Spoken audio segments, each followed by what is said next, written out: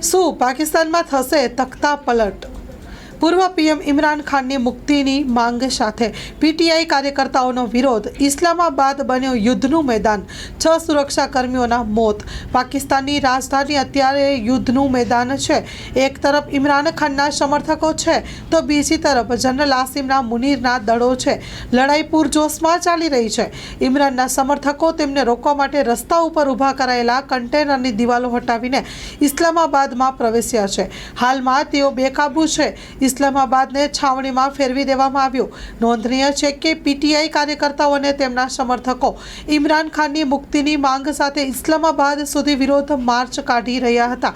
સરકારે તેમને રસ્તામાં રોકવાનો પ્રયાસ કર્યો, જે બાદ ઇમરાનના સમર્થકો ગુસ્સે થઈ ગયા અને હિંસા ફાટી નીકળી, જેમાં 6 સુરક્ષાકર્મીઓના મોત થયાનું જાણવા મળ્યું છે. રાજશ્રી એપ્રેલ્સ જેન્ટ્સવેરના બ્રાન્ડેડ વસ્ત્રો માટેનો ભવ્ય showroom. Formal, casual, fancy shirt, T શર્ટમાં વિશાળ રેન્જ, જીન્સ, ટ્રાઉઝર્સ અને ફોર્મલ પેન્ટની લેટેસ્ટ વેરાયટીઓ. બ્રાન્ડેડ કંપનીના સ્પોર્ટ્સવેર.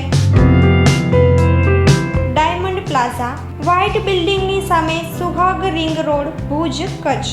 9909951092